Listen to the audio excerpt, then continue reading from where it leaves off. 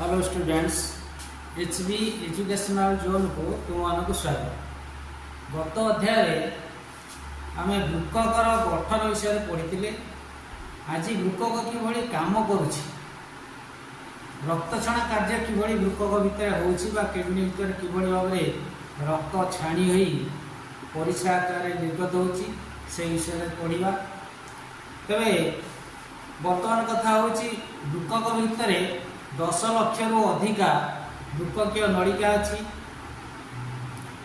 से वृक्कीय नलिका रक्तछणा कार्य वृक्क भितर साहाय्य करुछि। वर्तमान देखिबा वृक्क भितर जो वृक्कीय नलिका अच्छी ता सहित आउ कौन अच्छी एवं किभଳି भाव में रक्तछणा कार्य संपादन होछि।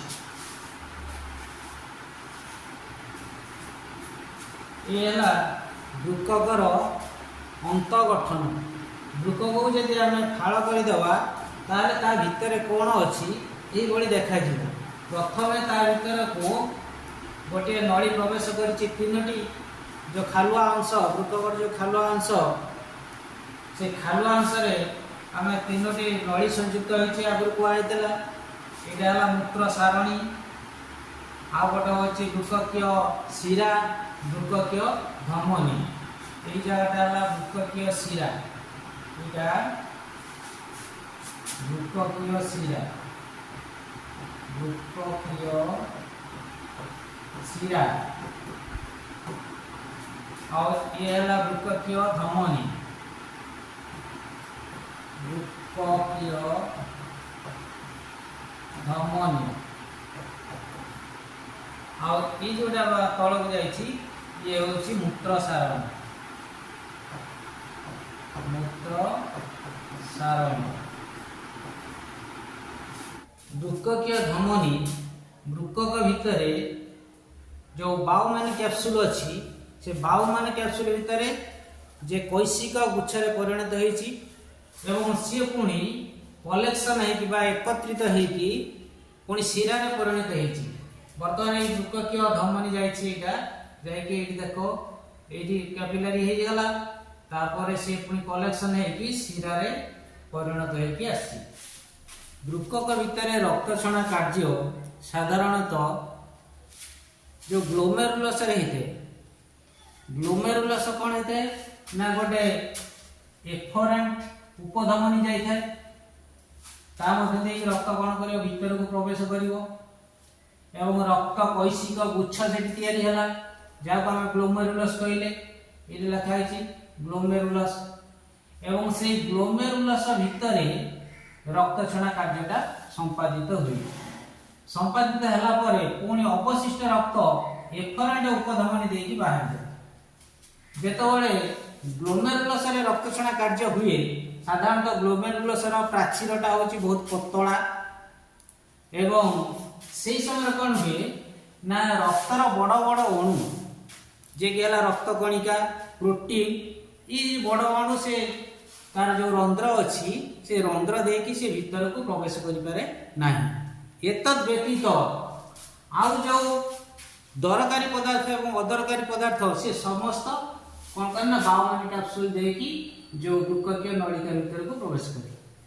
यही दरकारी पदार्थ भितर जो मैंने सब प्रवेश कले साधारणतः प्रोटीन और रक्त कणिका छाड़देला या भीतर को जल आसो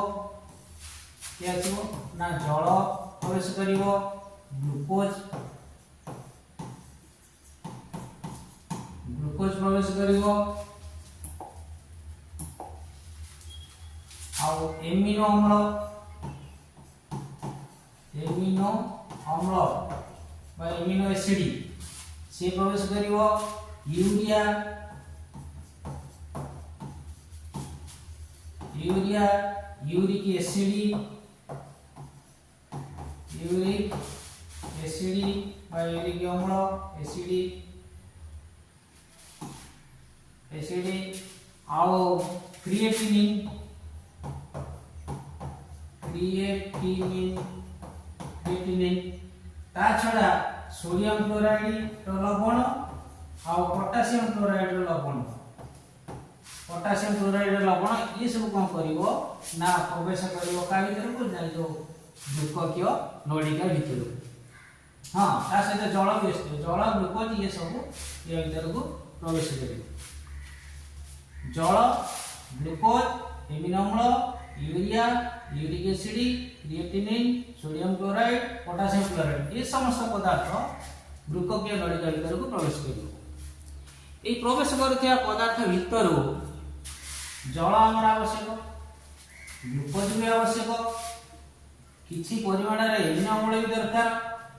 ये दरकारी पदार्थ जो या भीतर प्रवेश करुची ये निष्कासित हो तेणु कौन होता है ना जो एफरेंट उपधमनी ये वृक्कक भीतर सब मिसिकी ये जो वृक्ककीय नलिका को गुड़े गुड़े होगी रही प्रवेश कला भीतर सी कौन कर ना शोषी नब जो दरकारी पदार्थ को शोषी नब और अदरकारी पदार्थ गुड़िक वृक्ककीय नलिका देखी संपूहित हम।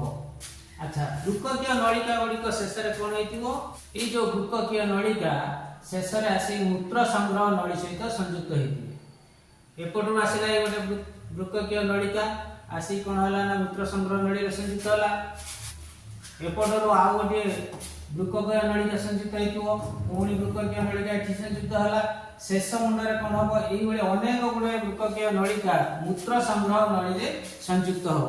मूत्र संग्रह नली गुड़िक गोटे गह्वर भीतर को खोली एवं से गह्वर मूत्र सारणी देकी मूत्राशय को जीव।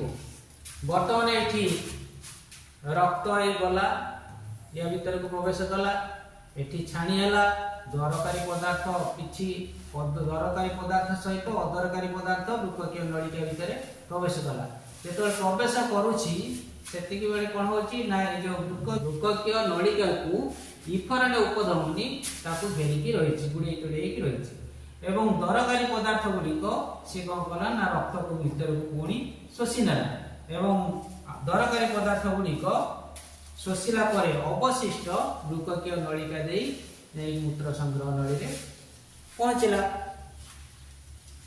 एवं शेष मूत्राशय को निर्गत है। अच्छा बर्तमान आम देखा जे किभली भाव ये कार्यक्रम होता देखा पूर्व वीडियो को लाइक करिवो एवं सब्सक्राइब करिवो शेयर करिवो ऑल नोटिफिकेशन को ऑन करिवो जहाँफल जिते बड़ा वीडियो अपलोड हम सब तुम मैंने पाई परिवो। जे मूत्र साधारणतः जो तरल एवं जल भी तरल जल और मूत्र भितर रंगर पार्थक्य अच्छी मूत्रटा साधारणतः ईषत टिके हलदिया वर्ण देखा जाए विशेषकर खरा दिन में अधिक परिमाण देखा जाए कारण जलीय अंश कम थी एवं ये मूत्र जो वर्ण सृष्टि होती दायी यूरोक्रोम एक वर्ण कणिका जो वर्ण कणिका जो मूत्र रंग ईषत हलदिया देखा जाए यूरोक्रोम।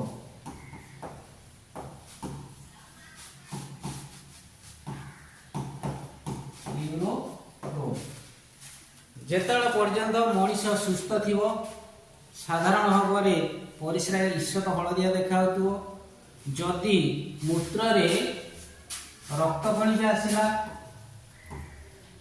रक्त कणिका आओ ग्लूकोज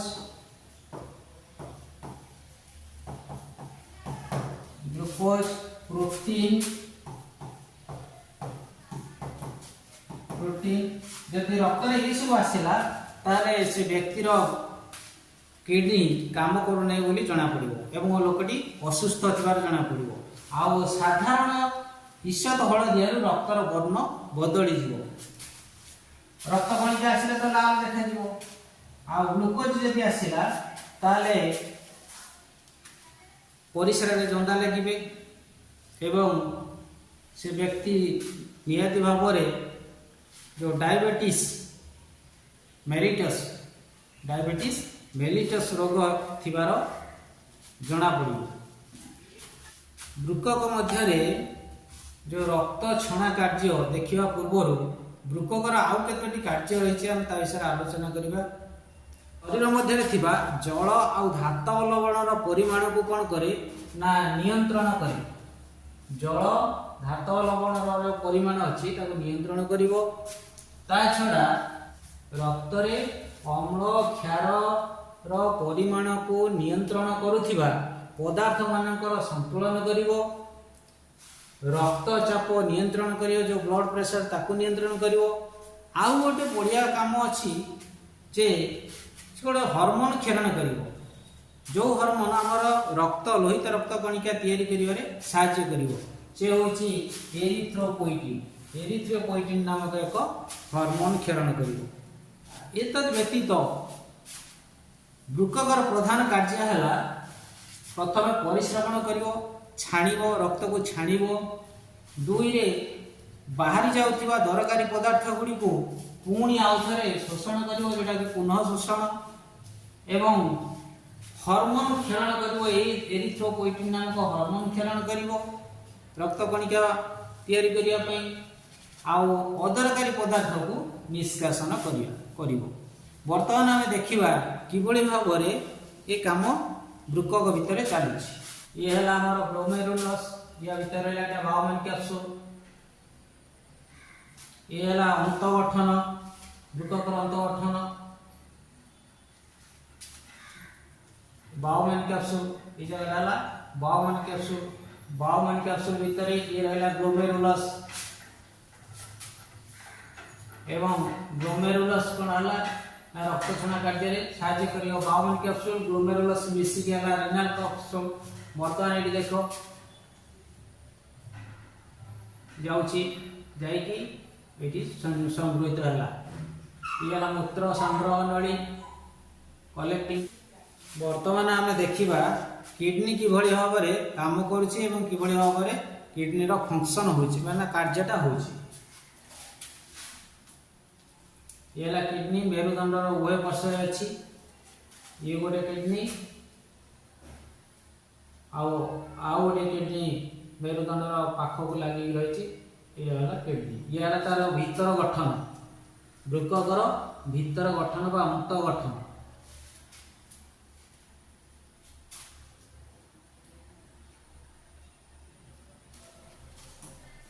बाउन कैप्सूल एटा हला बाउन कैप्सूल। बाउन कैप्सूल भितर एफरेंट प्रवेश करिछि आ इफरेंट बाहरिछि। ये एफरेंट देकी जाउछि, इफरेंट देकी बाहर जाउछि। फिल्टर हला परे वृक्ककीय नलिका देकी बाहर को जाउछि। ये हला ग्लोमेरुलस। या भितर ए बाटे प्रवेश करिछि, एठी बाहरिछि। अदरकारी पदार्थ गुडा ए बाटे बाहर जाउछि। दरकारी अदरकारी पदार्थ बाहर जाउछि। केवल प्रोटीन और रक्त कणिका शरीर भितर रोचे। ये ग्लोमेरुलस। बर्तमान एटा पानी। ये हला जबक्षारीय प्रोडक्ट। ये हला अमीनो एसिड, ग्लूकोज, सोडियम लवण, कैल्शियम लवण। ता भितर कैपिलरी भितर शोषण होछि। फिल्टर हला परे शोषण होछि।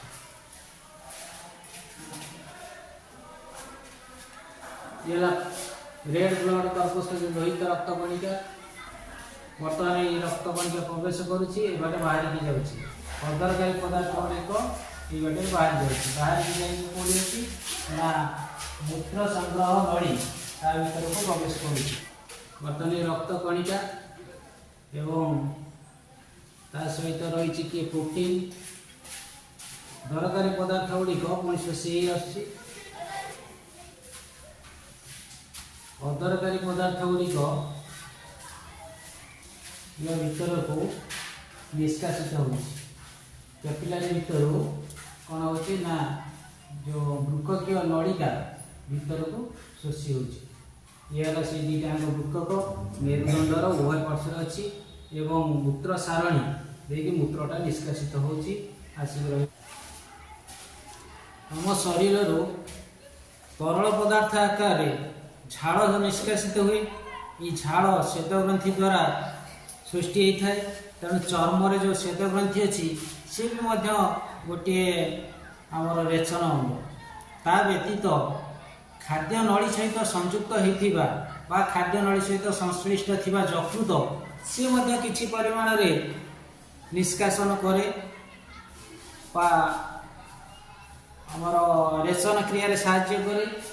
वर्तमान एटा हमर खाद्य नली रो ये हला यकृत ए अंशटा एटा हला यकृत एवं ए यकृत सहित रही पित्त कोष जोटा यकृत रे कौन हुए ना आम चयापचय क्रिया जात हेउथिबा पदार्थ यथा मात्राधिक विटामिन आउ औषधर अवशिष्टांश किछि औषधर अवशिष्टांश मात्राधिक विटामिन लोहित रक्त कणिकार विखंडन सृष्टि होतिबा वर्णकणा एकु कौन करे ना ये जो यकृत ताको पित्तरस सहित तो एलिमेंटरी कैनाल बा हमर जो अछि खाद्य नली ता भीतर को कौन करे निष्कासित करे। तेणु यकृत भी मध्य गोटे होची रेचन अंग एथिरो हमर मात्राधिक विटामिन निष्कासित होबो आउ अत्यधिक प्रोटीन निष्कासित होबो आउ लोहित रक्त कणिकार विखंडन सृष्टि होता वर्णकणा सी पित्तरस देकी आमर कौन करियो ना आम खाद्य नली भीतर को मल आकार रे निष्कासन करियो। ये हला आमर वृक्कक सहित अन्यान्य रेचन अंग।